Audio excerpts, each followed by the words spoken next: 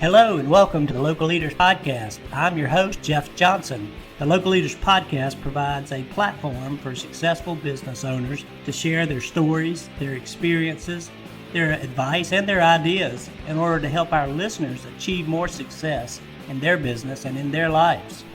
Get ready, another great show is coming up.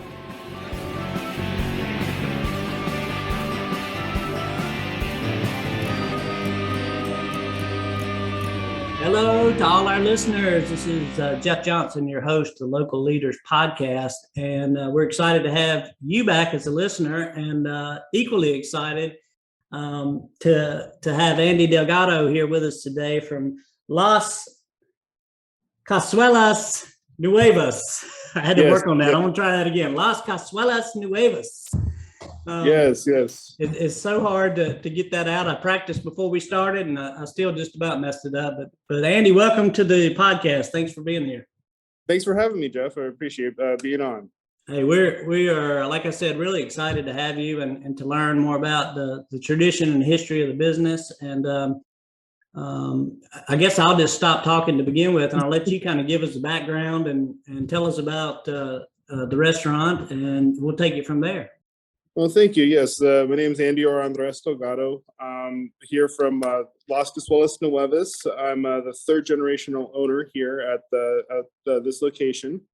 This is a family business that we've been running for a long time. There's 4 Las Casuelas restaurants here in the Palm Springs Valley, Coachella Valley, Palm Springs area. My grandparents started the first Las Casuelas restaurant in North Palm Canyon in 1958, and was actually the first Mexican restaurant in the city of Palm Springs, which now has many Mexican restaurants. They gained a lot of popularity. It was a pretty small restaurant, but gained a lot of popularity. Lots of stars came in. My grandma's favorite story was when President Eisenhower came in, so that was her, she'd always talked about that one. And so they was very much a success story. And so they built this location in 1973. And it is the first, we've called it the first Hacienda style Mexican restaurant. And that's just the architecture. We built a colonial style Hacienda Mexican restaurant, where my grandparents did, and put a lot of time and effort into the details of the building. And it's a beautiful building. About 15 years later, my parents added on a huge patio that we have lots of tables, but we have old growth ficus trees, large misting system. And it does, this whole restaurant does feel like, like you're getting a 2-hour getaway in Mexico, but here in Rancho Mirage. So it's a beautiful location that we have here. There are two other Las Casuelas restaurants. There's Terraza in Palm Springs, which is very popular, and Casuelas Cafe in Palm Desert. All of them are individually owned by different family members. It used to be my parents and my aunts and uncles. Now it's kind of me and my cousins, and so we're continuing the tradition. We've been here since '73, so it's coming close to 50 years at this location. Wow.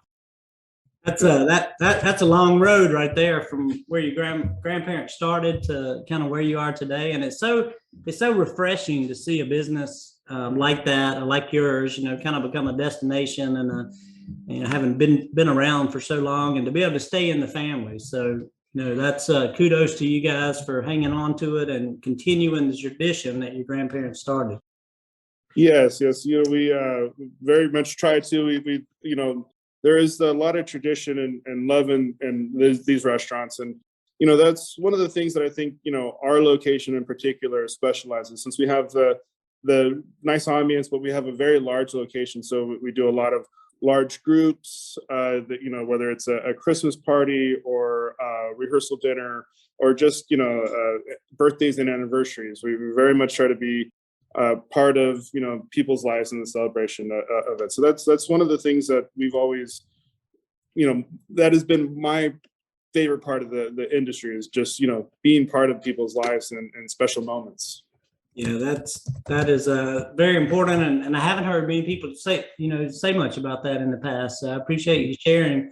that's kind of what fuels the fire, probably, to keep you showing up to work every day, I'm guessing. Yes, yes. You know, I mean, for a lot of the times, I mean, it's a tough business. The complaints can be, you know, louder than the compliments a lot of times. But when I do, you know, hear about, I get a lot of, I was here as a kid, now I'm taking my kids here, you know, and that those are the things that it's just like, it does make me want to come to work the next day, you know, very, very much so. Yeah, that's awesome, because it's, you know, it's so many people have, restaurant owners such as yourself have often talked about that it's got to be a passion. You know, there's got to be something that's fueling that passion, and it's got to kind of come from within, because it can't just be about money.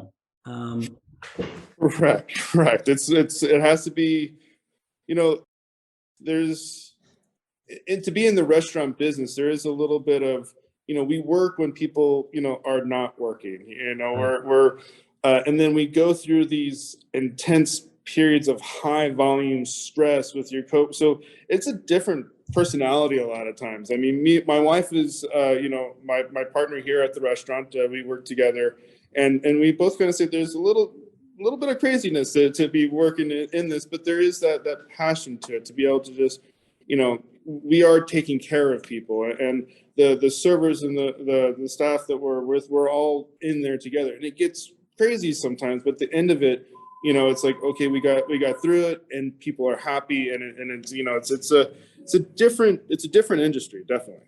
Yeah, no doubt about that. It's not for everybody. It's not for the faint of heart, as I say sometimes, because, like you said, there are intense periods of high volume stress, and that's every day at lunch, every day at dinner. Right? Yes, it's a double whammy each day, and probably like being a boxer in a prize fight. You know, you survive one round and go to the next one. Yes, yeah, well, that's awesome. And you and I were speaking earlier. You know, as we first got on, I was admiring the architecture and design, and it's a beautiful, beautiful building. And I'm sure everyone that comes there is, you know, just blown away by how much detail is there, and authenticity is there. And you know, I think that's fantastic. And you know, that always helps to increase and enhance the experience when you've got a beautiful environment to put people in. Yes, it does, you know, but we have to, you know, we can't rest on that. You know, the food has to be good and consistent. You know, I've been to restaurants that have bad customer service, but I go back because the food's good. You have to have good food, but the customer service has to be good as well. You have to have all three, and you can't, you know, you have to raise all three to the same level, and because it's very important to be able to take care of your guests, and to be consistent with your food, and to make good food, and those are all, you know, vital to being a good restaurant. You have to be consistent and take care of people, and we do have a beautiful restaurant that is something that is unique about our situation, and the beauty and the size. We have a, you know, huge restaurant, and with that, we've done some incredible parties. So those are fun, and now we're starting to be able to do that again, little by little, which is fun. Yeah, it's a blessing. And what's the square footage there at your location, Andy? Oh, of the restaurant and the patio and the kitchen, it's like 18,000, something like that. Oh. It's massive. We have a big restaurant. You know, our season, we're very seasonal here in the desert. You know, summertime, it gets very hot. But once fall and spring happens, we're, you know, golf resort location. So we get very seasonal. During our peak season, I mean, we'll do 1,000 dinners on a Saturday night, pretty consistently, and that's, you know, just from 4 to 9, 4 to 10 kind of thing. So it's a big place. With that is, you know, a lot of challenges, but you know, it's that's the size has been, you know, one of the things that has made us successful. It's also one of the biggest hurdles that we have too. Right. It's catch 22. And yes. Yeah, normally I don't get into the square footage thing, but I was just curious because it does look, from what I can see on the web, and you know, with your camera, it did look really, really big. And so it's interesting, and we can talk some more about that. But I imagine, well, let me ask you this: did you grow up working in the restaurant with your grandparents, or did you get a break from that and have to do No, something no, no. It was with my parents. I remember being, 13, summertime, and it's like, okay, you're gonna wash dishes now. else? And so, I mean, it was kind of the way Dad grew up, and my daughter's 12 now, and we're starting to have those conversations. But yeah, I grew up in the restaurant business, even, and I knew, I don't know, growing up, part of me wanted not to be in it, but I really enjoyed it, and I knew I was good at it, and so I ended up going to culinary school and needed to know how to cook better. I enjoyed cooking, but to understand the kitchen as well as the front, because I was after washing dishes, by the time I was 15, I was bussing, I was serving at 18, I was bartending at 21, manager at 24. So it was a lot of the front of the house. So I wanted to make sure I also understood the back of the house and what it takes. So that's a whole different environment, and there's lots of everything from understanding your inventory to portion control to just understanding how to make good food. That's extremely important and consistent. Yeah, and that you don't see that always, y'all. Sometimes you'll see a lot of restaurant owners where you see some that are absentee, of course, and have operators, and that's a different story. But it's great that you know both sides, because then you're you're an expert in all, and you can make decisions that you need to make to help both sides, because it's kind of like running two businesses. I mean, it's completely different from the kitchen to the front. Yes, definitely. Yeah, but you got to tie them together. That's the hard part, probably, is getting them all linked up so everybody's on the same page and everything's hitting like it needs to hit. But man, that's awesome. Like I said, I really love it. It's a beautiful building, and I'd love to talk a little bit about maybe some of your challenges that you've come across over the years. I don't know if you have any in particular in mind, but as you took over, the business where it was yours now. I imagine there was probably a learning curve there from an ownership perspective. I'd love to talk about that, as well as any other major challenges that you guys are facing. Well, yes, I mean it is more of a unique position to be kind of handed a restaurant over. I worked with my parents. I still now. I mean, I called them yesterday over something to get their advice. So I mean, their role is now counselors. At the beginning, it was more of an owner GM role. So there's still I was still with them a lot. But when I got to be GM, I think the biggest hurdle that I had was just change, because it's easy to get really set in your ways, especially with a restaurant that's been here for a long time. And when I became general manager, there was a lot of things that I wanted to kind of tweak and adjust. And that can be a difficult thing. Change is hard. A lot of people don't necessarily like change. You get comfortable. And we did a lot of changes in those first couple of years to really try to. I felt like it was more of like trying to bring that old school mentality to the new school. There was a lot of things that we did with that, and that was difficult. We had we lost a lot of people, and one of the things that I kind of look at as one of the most important aspects of our business is people. And we always think of the customers come in, we need to take care of those people, give them good customer service. But it's also one of the things that my dad always said. He has lots of little sayings that I always remember, but it's treat the people at the back door the same as you treat them on the front. And that means our staff that comes in, or the servers, the cooks. And when we were trying to do a lot of changes, there was a lot of resistance to that. And so we had to make a lot of hard decisions with the people that wanted to be on board with us. But when they are on board with us, we take really good care of them as much as we can. I have there's still 2 employees that were hired in the late 70s that are here. Our most senior server is he's been here for almost 40 years now. So by taking care of the people, they've really taken care of us and the customers and continue this longevity of this business is because of the people that we've hired and we work together. Right. And that's, and to change with them, that's one of the biggest hurdles, because we continuously have to evolve with the restaurant, whether it's going from a papered spreadsheet for reservations to a reservation system, going from tickets to a computer screen, just menu changes. One of the biggest things when I was general manager, we had like certain people doing the schedules that had too much. I had to take those schedules away. So just certain things, just the way we do side work, everything kind of has to evolve, from day to day. And that's one of the things that's a benefit to being not working in a corporation, is we can make changes and pivots and evolve the restaurant accordingly, not having to go up and down ladders as much. Yeah, I can feel you with that one, Andy. I worked in corporate America for a long time and don't any longer, and I'm glad for it. Although the experience was fantastic, it is nice to be able to recognize the need for something and pull the trigger. Yes.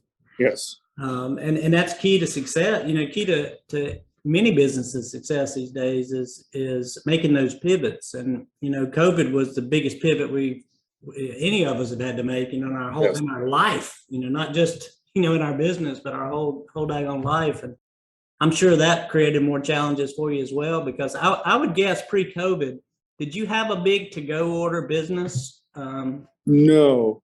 Okay. Not with our location. We really didn't. There's I think because we're a big location, and with our ambiance and our setting, so our prices are going to be a little bit higher, than if you were to go to like, a taco shop down the street for delivery. So our to-goes weren't as, prevalent.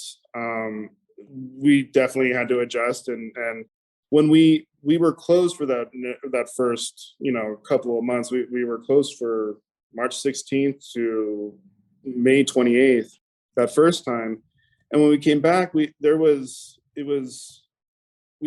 have a bar, and so we really didn't have need for all of our bartenders, so we converted them to be the takeout team, and we were able to build that very, very quickly to where I was able to keep them on board. It was otherwise, there was a lot of restaurants that I talked to that just, they couldn't have bars open, so they were just down to one bartender. They had lost their team, which, we had to pivot and do that, and we ended up doing a pretty good takeout business for quite some time. It's starting to taper off a little bit, but still now what it was compared to before COVID is much, much better and healthier.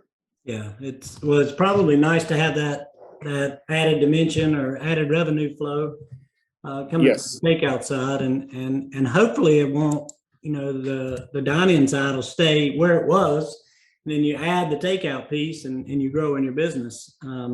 So I know that those numbers are going to change. They've probably been changing for the last 6 months to a year, and will continue to evolve based on restrictions and everything that's going on with COVID. But it's interesting how I really like the fact that you converted your bar team and kind of turned them into the takeout business focus to really make that work, and also keep them employed, keep them making money.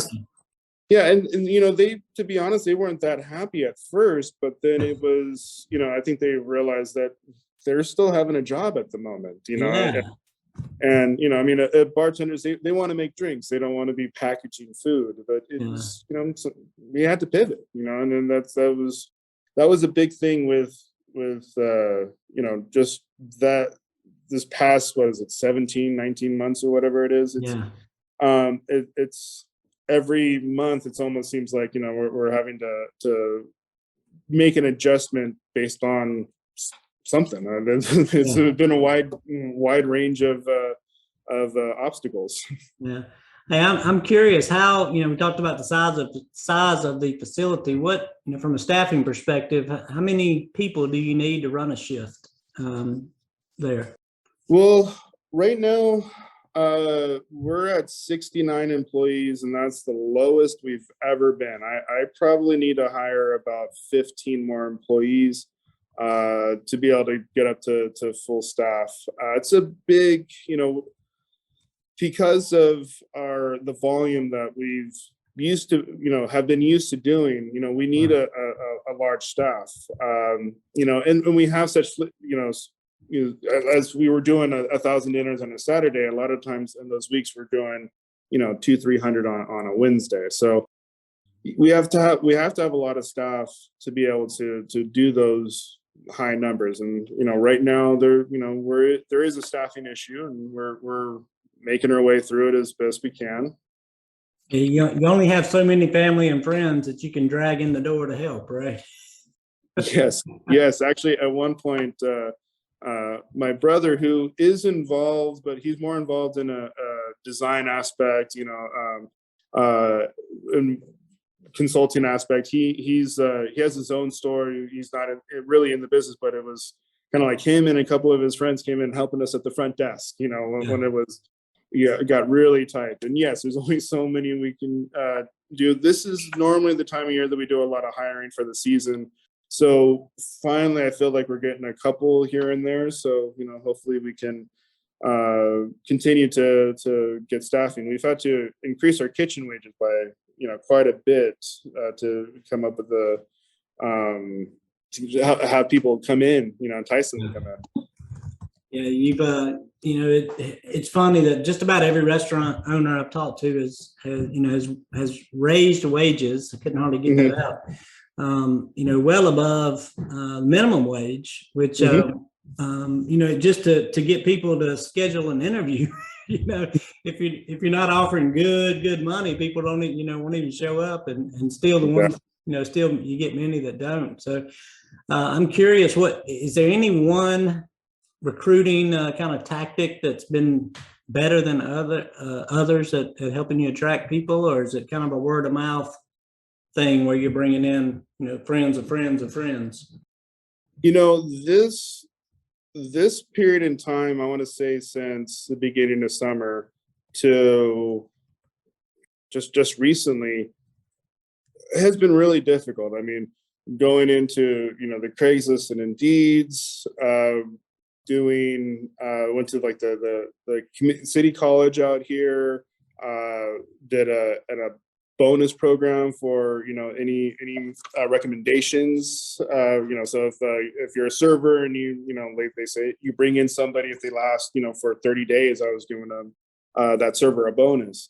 Mm-hmm. And for months, I mean, we were getting crickets, or we would get a lot of people coming in interested and then not showing up for the orientation or first day of work. And so that was challenging. And we were in our slow period, so we're trying to gear up for a peak season. But we're going to have to really look at our reservation system to see, to kind of tighten our reservations, because one, we can't just fill up and give bad service. We can only take what the staffing we can have. So we may have to be limiting reservations at times. Unless we get some staff. We close on Tuesdays just mainly because I needed to give chef in the kitchen a day off.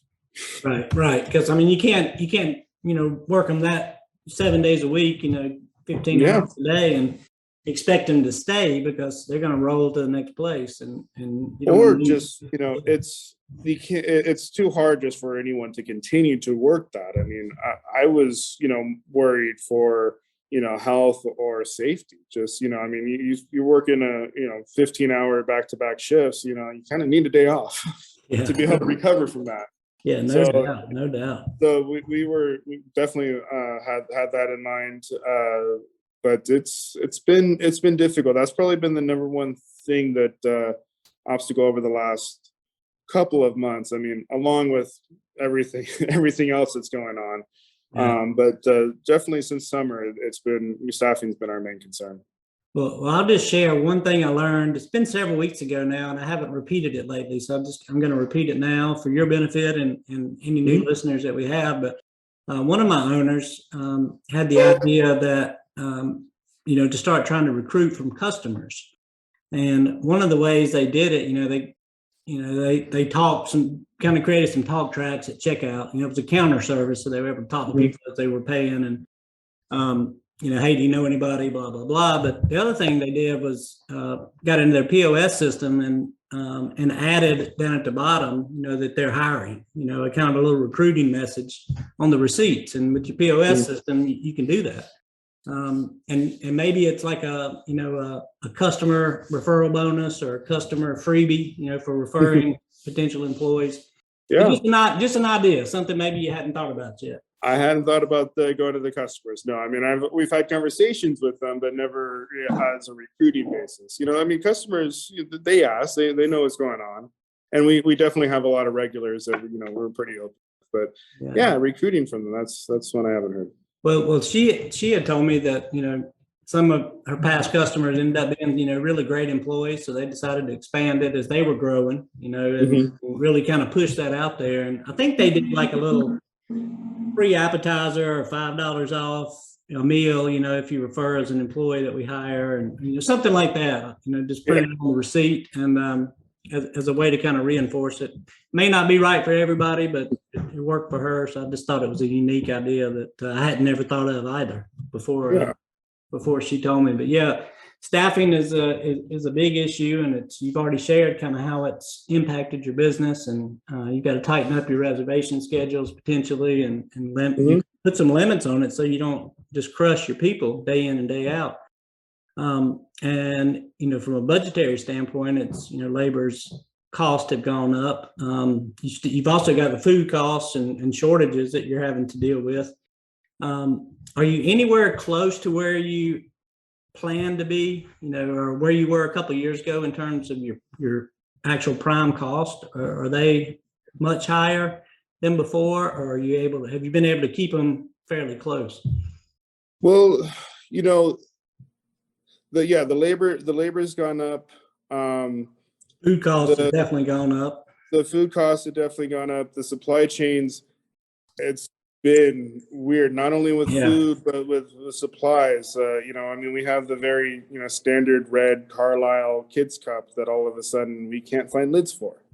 And then I found it online for, which is normally a $35 case for $130. Those have definitely been a lot of challenges, to get through.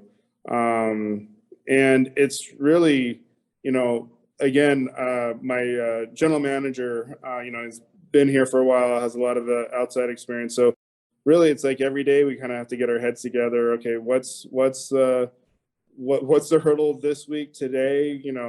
What are we going to work on? So it's a constant just grind to get through a lot of these. Yeah, it's constantly work to find the items that you want to buy. And I mean, you can't find them, then you got to deal with substitutions potentially. And how does that impact my recipes and my costs? I mean, it just keeps big going. It's like a small wave turning into kind of a tidal wave. And all of our at first we were trying to do limit a lot of things.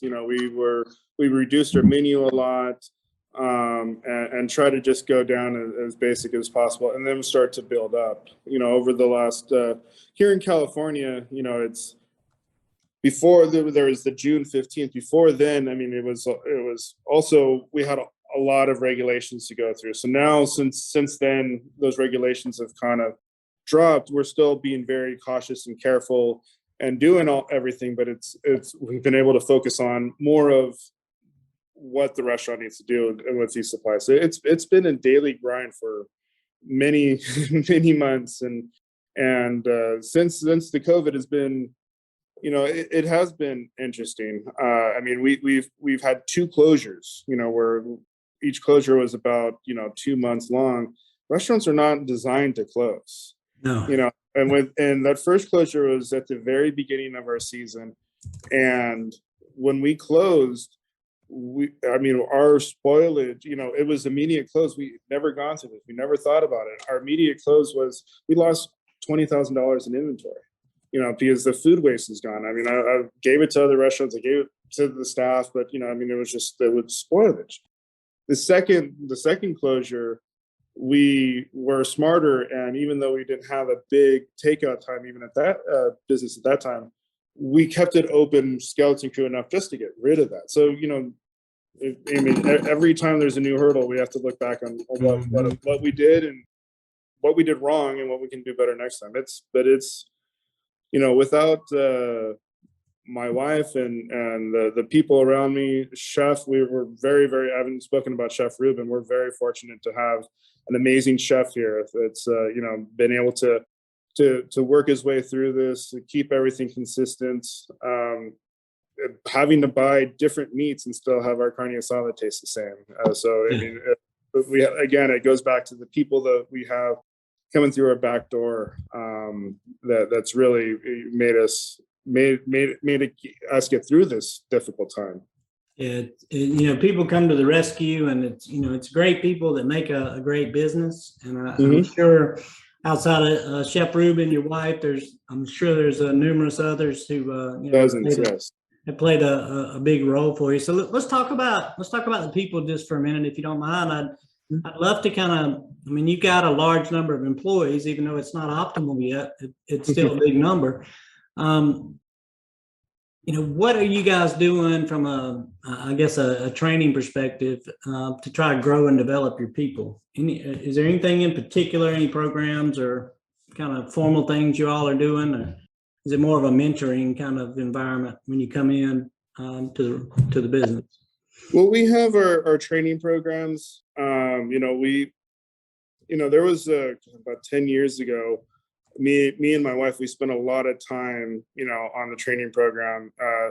The servers, they have 8 days, and they have specific things and tests on each individual day. Because with the server, they're the voice of the restaurant, and we want to eliminate the I don't knows or guesses from the server. So that training aspect, same thing with the front desk. The front desk, there's so much communication with it.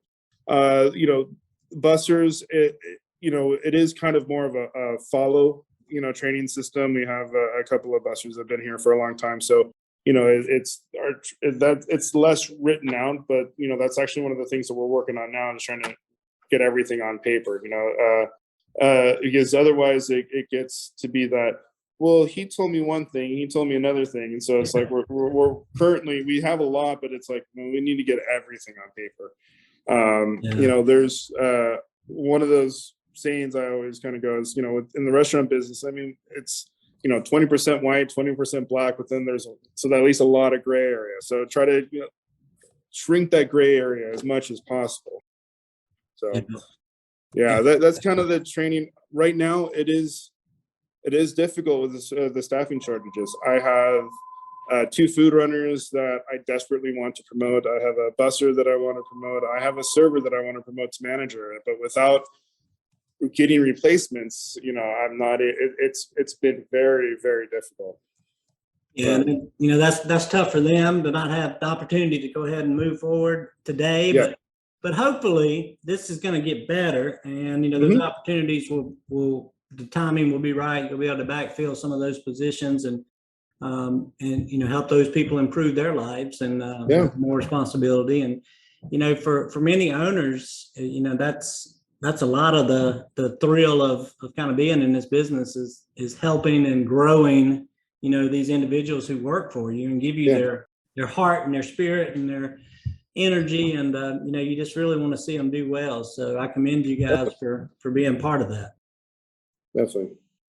All right, so we talked a little bit about the training. We talked about challenges. Let's see. How about? I know what I want to ask you. I want to ask you about marketing, which a lot of restaurant owners have kind of pulled back from.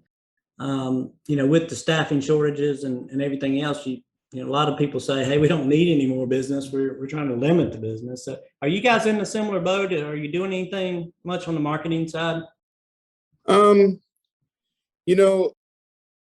So there has been a shift in our marketing. Back in the 10, 15 years ago, there was a lot more in, radio, paper.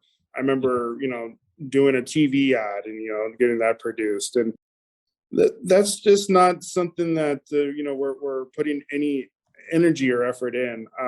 The only printed ad that I am in is at the closest hotel.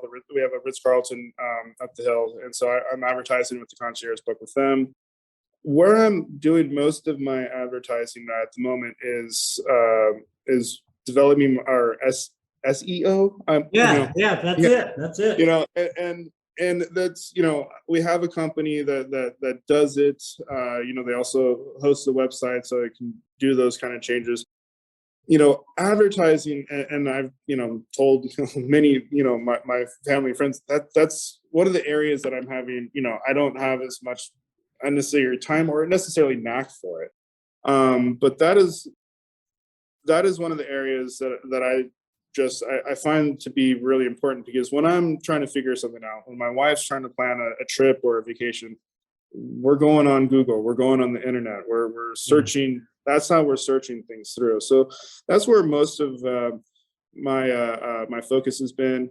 Now that we're starting to kind of get back up, we found a new social media person. So want to get as much, the videos, pictures out as possible, because, we have a beautiful restaurant. We have a great story.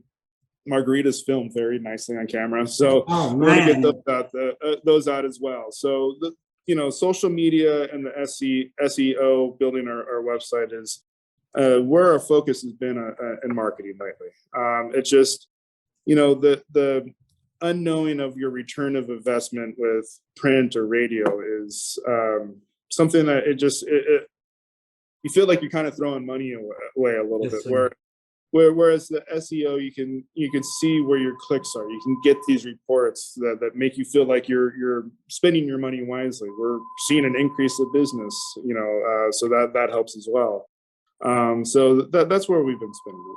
Yeah, I'm glad you brought that up, Andy, because it's very true. With digital marketing, which is where SEO and social media and all that stuff falls, it is much more trackable to try to get to an ROI. I mean, it's still not perfect, but it's 100 times more or easier to actually see where your money's going and what you're getting back in return through that methodology. So I encourage any of our listeners who haven't adopted that kind of thought process yet to it might be time to reconsider and really focus your efforts there in social media and SEO, and maybe even some paid search and promoting posts and things like that. So there's a good way to spend it and the bad. And yes, and I've been on both ends, and I've been on the bad end more times than not with my business, where I've done the same thing. I've bought an ad, or I've tried this or tried that, and you really see nothing, and it really feels painful when you're the owner and that's coming out of your pocket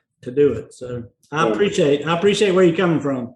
Yeah, and then just another thought. One thing we have done in the past, and as a reminder, I probably need to go out and again, is working with the hotels. We do programs with the concierge, and we do programs with the hotel guests. And with our area, we're a tourist area. I have a number of hotels that are pretty close by, and so building a relationship with them and the concierge has been really important. There's we have a Parker hotel that's down the street. They do a lot of weddings. We built a relationship, so they recommend us for like the rehearsal dinners. So that's another way, building the relationship within the community. That was one of the things my grandparents always told me as well, is, participate in the community, participate with the chamber, participate with charities and events and things like that. So that's the other way that we. Yeah. And you know what, I don't know that anyone's ever even talked about, kind of that hotel relationship, or, kind of the more businessy end of creating revenue, creating business for years. And I'm glad you shared that, because, there are a number of restaurants that are in great areas, where there's a lot of travelers and visitors. And if you've got hotels nearby, you should be working on those relationships to try to pick up business. If you pick up a couple of parties a month and you had none before, then Yes. you're doing awesome, right? And then if you take care of their customers, that makes them look good, and they feel more comfortable to recommend you. Yeah. I've talked to a number of concierge and hotel personnel where there's like, thank you. They thank us for being consistently taking care of their customers. So that's an important relationship. I'm so glad you mentioned, because not once has that come up, and we've done almost 70 of these. So thank you for that great piece of advice. And I just looked down at the clock and I realized that we're getting kind of close on our time. And of course, I know you've got a lot of things on your plate. Is there anything that you wanted to talk about or share that I have failed to ask you about that you want to bring up? Just this has been a good conversation, talking about the business, and it's just I guess just continuously trying and being on top of things, and learning from failures, kind of going back to our family history. My grandparents, they had 2 restaurants before this that weren't successful. I think one of them, the lease ran out, and they had two restaurants, and then that didn't succeed. And then once they got the opportunity for the third one, it's been open since 1958. So just continue to battle. It's hard. This is a tough business, but continuing to put on the effort, continuing to work every day. It gets really difficult sometimes, but and there's failures all the time. We can't make every customer happy.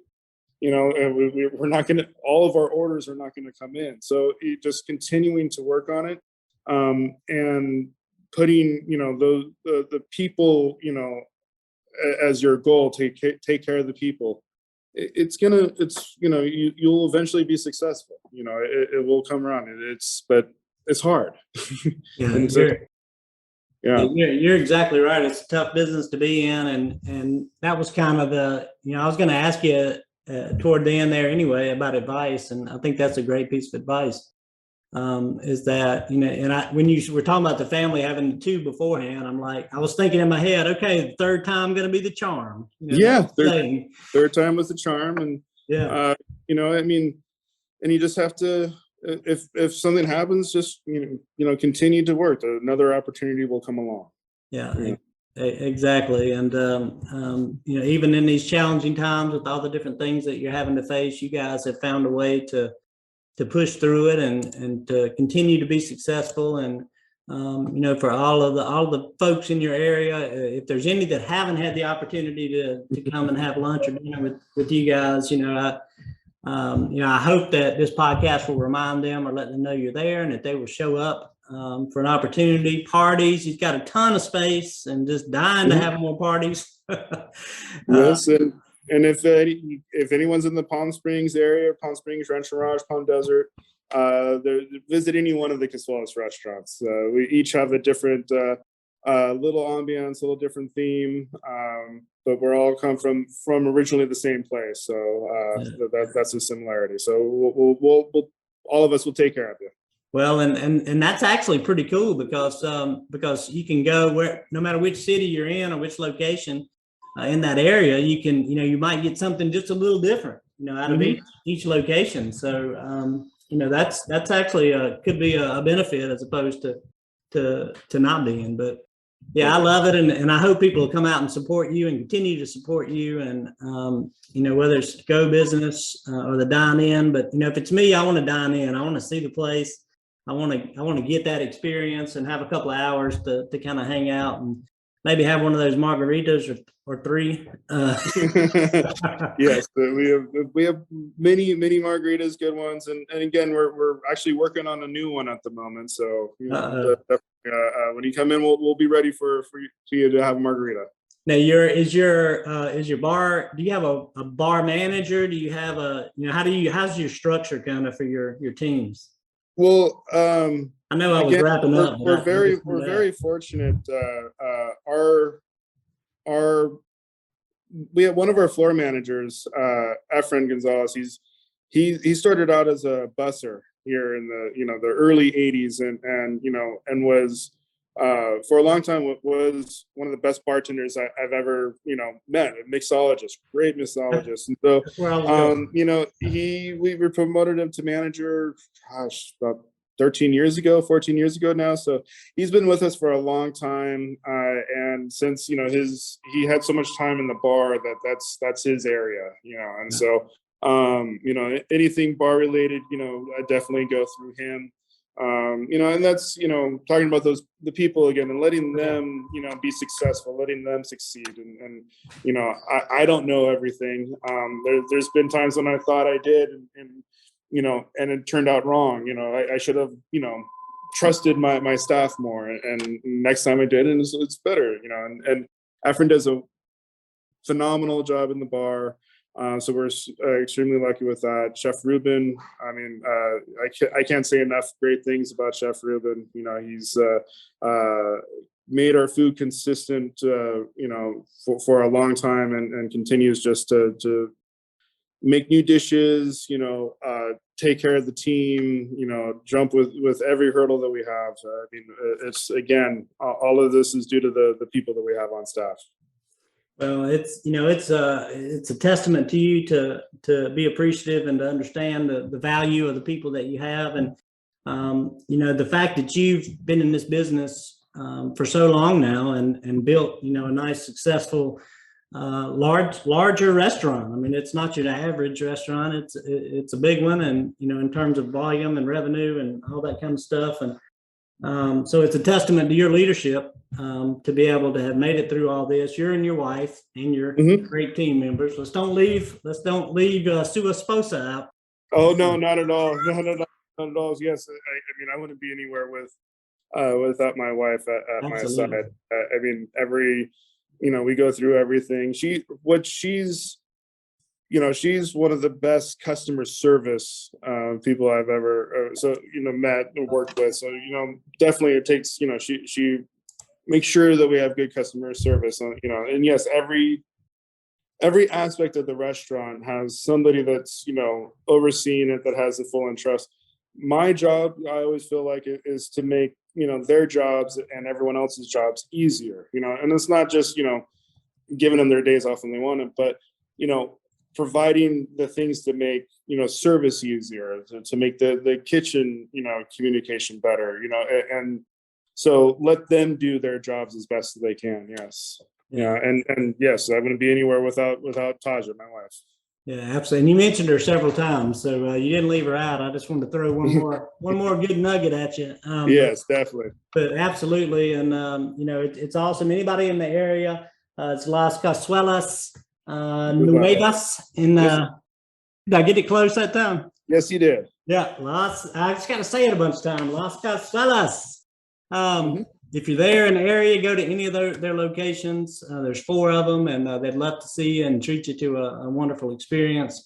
And we want to thank you for your advice and your ideas and just sharing your whole story of the business and what you all have gone through. Thank you so much, Andy, for being on today and for sharing that story with us. Thank you very much for having me on, Jeff. Appreciate it. We appreciate you, and to all our listeners, we appreciate you as well. Hope you enjoyed this episode of the Local Leaders Podcast, and we look forward to seeing you on our very next show. Thank you.